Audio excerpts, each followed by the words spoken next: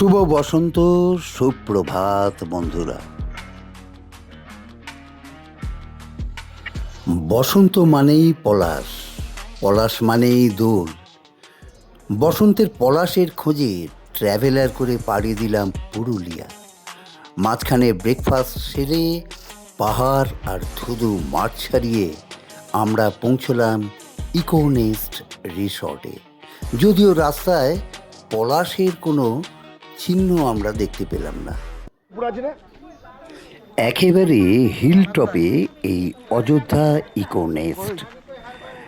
এর সম্পূর্ণ রেট এবং সব কিছু আমি পরে জানাচ্ছি। এই দেখুন ঘরগুলো। আমরা এসে পৌঁছেছি অনেক দেরি, 5টা বেজে গেছে। সুতরাং আমাদের পেটে ছুঁচো ডন মারছে, সুতরাং আগেই খাওয়ার ব্যবস্থাটা করতে হবে। তবে কয়েকটা ঘর আমাদের ঠিক করে নিতে হবে। আমাদের যতজন আসার কথা ছিল তার থেকে বেশি লোক হয়েছে, একটু অ্যাডজাস্টমেন্ট করতে হবে। চলুন দেখি ঘরগুলো পরে দেখাচ্ছি। এই রুমটায় 6জন থাকবে। একটা ফ্যামিলিতে 6জন আছে, 3জন করে 6জন থাকবে। আর এইটা হচ্ছে ওয়াশরুমটা ঠিকই আছে, গিজারও আছে।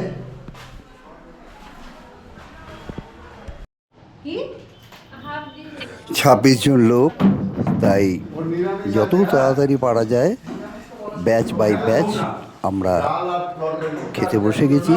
কেউ আমরা হাতে নিয়ে খেয়ে নিচ্ছি।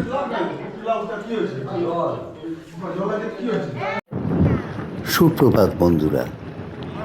আজ সকালেই আমরা ব্রেকফাস্ট করে বেরিয়ে পড়লাম।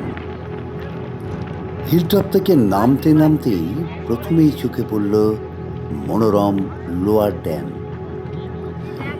পাহাড়ের কোলে বিস্তীর্ণ নীল জলের এই ড্যাম আমাদের গতকালের প্রায় 8-8.5 ঘন্টার জার্নিকে এক মুহূর্তে ভুলিয়ে দিল।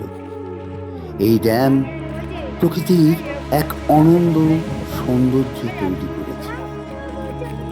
আর এই ড্যামের পাশে আমাদের সঙ্গী সাথীরা যে দোল পূর্ণিমাকে দোলের রং দিয়ে উপভোগ করছে, তা সত্যি অসাধারণ লাগছে।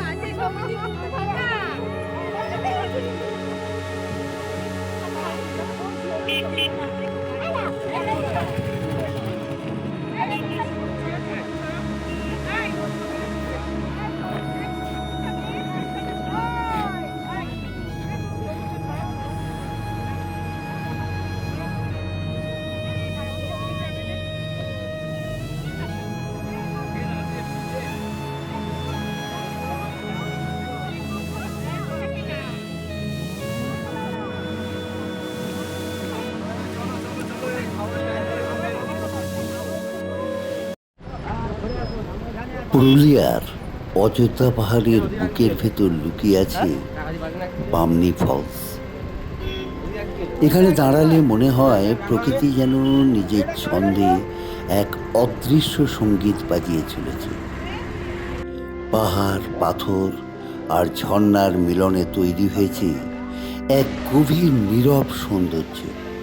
এই জলধারা শুধু একটা জলপ্রপাত নয়, বরং সময়ের দীর্ঘযাত্রার সাক্ষী, যেখানে প্রকৃতি ধীরে ধীরে নিজের শিল্পকর্ম গড়ে তুলেছে। বামনি ফলস আমাদের মনে করিয়ে দিয়েছে মানুষের তৈরি কোলাহলের বাইরে এখনো এমন কিছু জায়গা আছে যেখানে প্রকৃতি নিজেই কবিতা লেখে। এই জলের শব্দ, পাহাড়ের নিঃশ্বাস আর চারপাশের সবুজ যেন একসঙ্গে বলে, প্রকৃতির সামনে মানুষ শুধু একজন দর্শক। আর এই সৌন্দর্যকে অনুভব করাই আমাদের সবচেয়ে বড় প্রাপ্তি। এখন আমরা দাঁড়িয়ে আছি পুরুলিয়ার অযোধ্যা পাহাড়ের মার্বেল রকের সামনে। অযোধ্যা পাহাড়ের এই অংশে প্রকৃতি যেন নিজের ভাস্কর্য নিজেই গড়ে তুলেছে। সাদা ও ধূসর পাথরের স্তরে স্তরে তৈরি এই শিলা গঠন সময়ের দীর্ঘ ভূতাত্ত্বিক ইতিহাসের নীরব সাক্ষী। কোলাহল থেকে একটু দূরে এই মার্বেল রক মনে করিয়ে দেয় প্রকৃতির সৌন্দর্য, কখনো কখনো খুব সরল অথচ গভীর। চলো মার্বেল রক থেকে আমরা পরবর্তী গন্তব্যে দেখি কি আছে।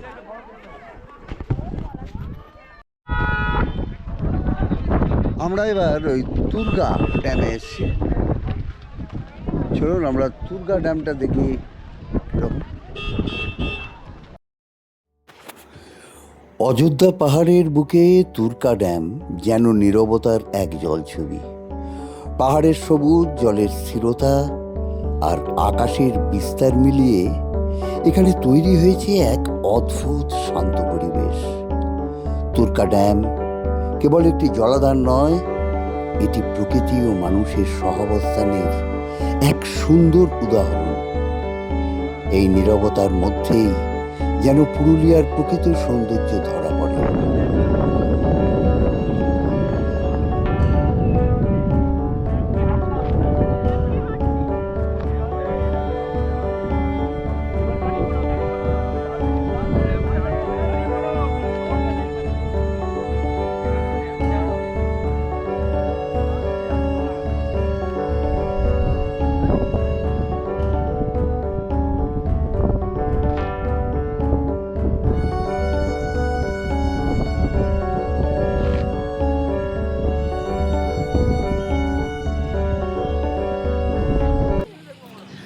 লাঞ্চ সেরে ছৌ নাচের ফ্লেভার নিয়ে আমরা এবার শেষ গন্তব্য আপার ড্যাম।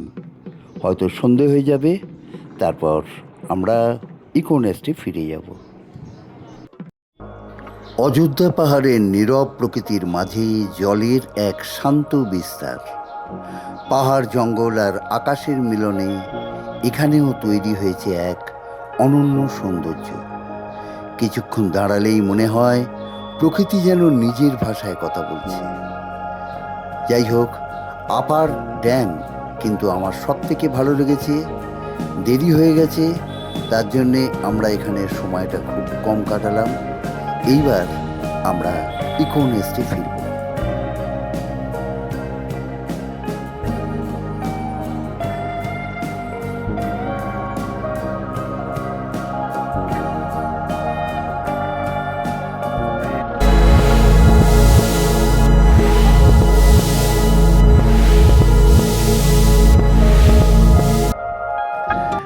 অদ্য শেষ রজনী, তাই ক্যাম্পফায়ারের মাধ্যমে স্মরণীয় করে রাখলাম আজকের রাতটা। পলাশ না দেখলেও এই ২৬ জনের বন্ডিং আমাদের ভবিষ্যতে প্রকৃতির কোনো অংশে মিলিত করবে আশা রাখি। তবে এই যে আমাদের এখন বিচ্ছিন্ন হয়ে যাওয়ার সময়, মনটা তাই খুব ভারাক্রান্ত লাগছে। যাই হোক, আমরা আবার কোথাও মিলিত হব আপনাদের সঙ্গে, সকলের সঙ্গে। ভালো থাকবেন।